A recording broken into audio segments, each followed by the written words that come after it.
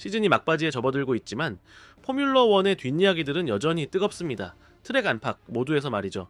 맥라렌은 오스카 피아스트리의 셰시를 교체하지 않기로 결정했습니다. 적응에 어려움이 있다는 루머가 도는 상황에서도 말이죠.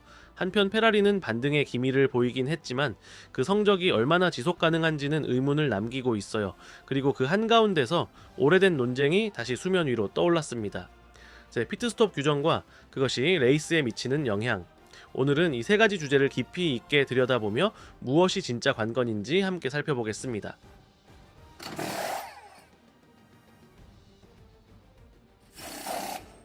맥라렌은 현재 컨스트럭터 챔피언임에도 불구하고 오스카 피아스트리의 차체를 교체하지 않기로 결정했습니다.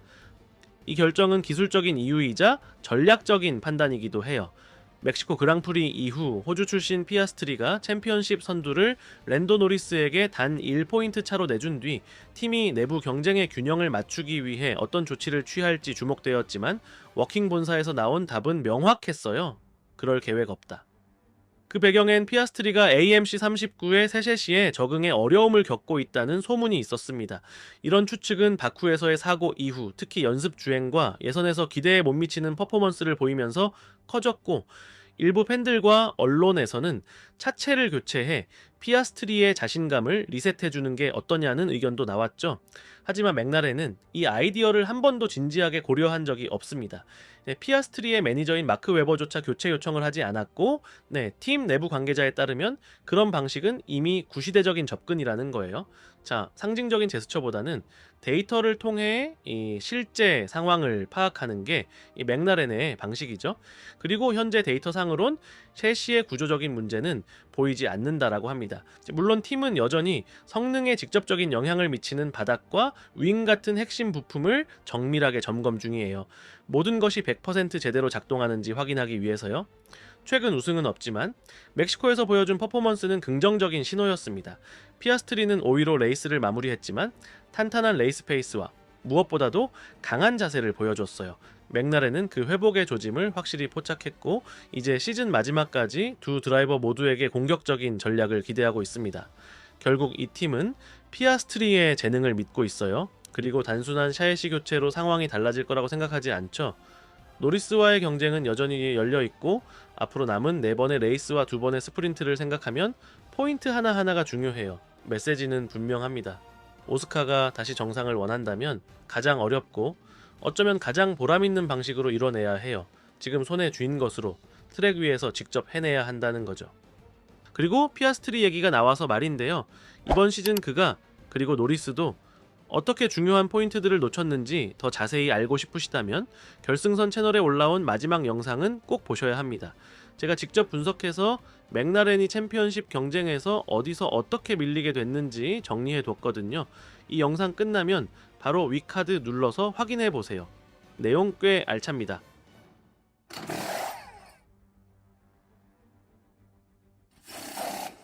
멕시코 그랑프리에서 페라리는 어쩌면 5월 이후 가장 안정적인 주말을 보냈는지도 모릅니다. 기복 있는 흐름이 이어졌던 가운데 스쿠데리아는 2경기 연속 포디움을 기록했어요. 이건 모나코와 바르셀로나 이후 처음 있는 일이었죠. 그런데 더 주목할 만한 건 성적 그 자체가 아니라 그 배경입니다. 자, 지금의 SF25는 더 이상 개발이 진행되고 있지 않다는 사실이죠. 그렇다면 이런 개선은 도대체 어디서 나온 걸까요? 이에 대해 프레데릭 바세르는 실행력이라고 답했습니다. 팀 대표 바세르는 최근 몇 레이스에서 페라리가 마침내 모든 조각들을 제자리에 맞출 수 있었다고 밝혔어요. 차가 갑자기 빨라진 건 아니지만 기존에 갖고 있던 성능을 이제야 제대로 써먹기 시작했다라는 거죠. 바쿠, 싱가포르 등에서는 전략, 예선, 레이스에서의 실수들이 큰 대가를 불렀고 그런 낭비들이 성적을 갉아먹었지만 멕시코에선 모든 게 제대로 맞아떨어졌습니다. 샤를 르클레르는 그중 가장 큰 수혜자였어요. 2위로 골인하며 챔피언십에서도 반등을 보여줬고 해밀턴의 페널티 덕분에 그 추가 포인트도 챙겼죠. 그렇다 해도 바세르는 과한 기대는 경계하고 있습니다. 포뮬러 1처럼 예측 불가능한 일정 속에선 완벽한 실행력을 꾸준히 유지하는 게 결코 쉽지 않기 때문이죠. 또 하나 고려해야 할 건 트랙 특성입니다. 에르마노스 로드리게스 서킷은 최근 몇 년간 페라리에게 유리하게 작용해 온 트랙이에요. 2023년엔 르클레르가 폴포지션을 차지했고 2024년엔 우승, 그리고 올해인 2025년에도 포디움. 그렇다 보니 이번 상승세가 정말 실력인지 아니면 특정 트랙에서의 일시적인 현상인지 의문이 생길 수밖에 없어요. 이제 브라질 그랑프리는 더 큰 의미를 가지게 됐습니다. 인터라고스는 전통적으로 빨간 차들에게 불리한 트랙이에요. 팀의 마지막 우승은 2017년, 그 이후엔 포디움조차 드물었죠. 네, 이번에도 좋은 실행력을 보여준다면 페라리는 챔피언십 두 번째 자리를 확실히 굳힐 수도 있어요. 하지만 또다시 과거의 실수를 반복한다면 회복 중인 메르세데스 그리고 레드불에게까지 밀릴 수도 있습니다. 네, 페라리는 여전히 숨이 붙어 있다라는 걸 보여줬어요. 이제 남은 건 이게 단발성 반응이 아니라 새로운 기준이라는 걸 증명하는 겁니다.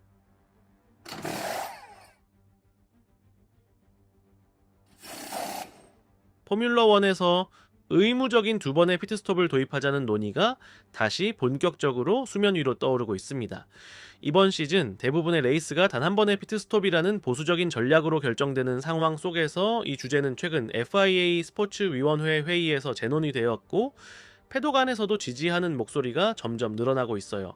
아이디어는 단순합니다. 예측 불가능성을 높이고 레이스를 더 활기차게 만들자는 거죠. 요즘 피렐리 타이어는 내구성이 워낙 좋아서 드라이버들이 더 강하게 밀어붙일 수 있지만 그만큼 전략의 핵심 변수였던 마모는 많이 사라졌습니다.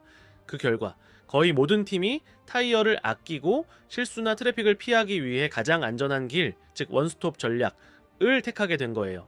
결과는 예상 가능한 흐름, 빠르게 굳어지는 포지션, 좀처럼 바뀌지 않는 전개, 두 번의 피트스톱을 의무화하자는 제안은 사실 처음 나온 건 아니에요. 하지만 지금처럼 추진력이 생긴 건 2026년 새 기술 규정을 앞두고 리버티 미디어가 볼거리를 강화하고 싶어 하기 때문이죠. 막스 베르스타펜은 차라리 그게 낫다며 C6 같은 컴파운드는 아무짝에도 쓸모없다고 했고 조지 러셀은 지금 포뮬러1은 첫 코너까지만이 진짜 레이스라고 직설적으로 말했습니다. 피렐리의 마리오 이졸라도 이 제안에 열려있다는 입장을 보였지만 중요한 경고도 덧붙였어요. 두 번의 스톱을 강제한다고 해서 자동으로 레이스가 재밌어지는 건 아니라는 거죠. 과거 테스트에서도 다양한 컴파운드를 제공했지만 팀들은 결국 같은 전략으로 몰렸다고 해요. 그래서 자칫하면 모두가 같은 일을 두 번 하는 그림이 나올 수도 있다는 거예요. 이졸라의 말에 따르면 진짜 중요한 건 전략적 자유와 예측 불가능성 사이에서 균형점을 찾는 거라고 했습니다.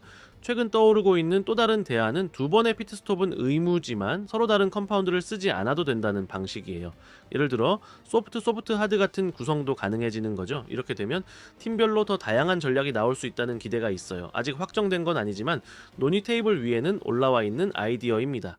그리고 포뮬러1의 새로운 시대가 눈앞에 다가온 지금 이제는 레이스를 바라보는 방식 자체도 바꿔야 할 시점인지도 모르겠어요. 그리고 솔직히 말해서 문제는 타이어만이 아닙니다. 요즘 포뮬러1 머신은 너무 크고 넓고 조작하기도 까다로워요. 네, 특히 시가지 서킷에선 말이죠. 오차의 여유도 거의 없습니다. 네, 그런데 아이러니하게도 포뮬러1은 점점 이런 서킷들을 더 많이 수용하고 있어요. 올해 모나코처럼 요 두 번의 스톱을 강제했지만 실제 경기는 거의 변화 없이 끝났던 사례도 있었죠. 포뮬러1이 그렇게나 바라고 있는 그 스펙터클은 피트스톱에서 나오는 게 아닙니다. 관객이 보고 싶은 건 진짜 싸움이에요. 차 대 차, 드라이버 대 드라이버. 물론 피트 전략이 다양해지면 신선한 타이어를 활용해 차이를 만들 수도 있고 공격 기회도 생길 수 있죠. 하지만 물리적으로 추월할 공간조차 없다면 그게 무슨 소용일까요? 여러분은 어떻게 생각하세요?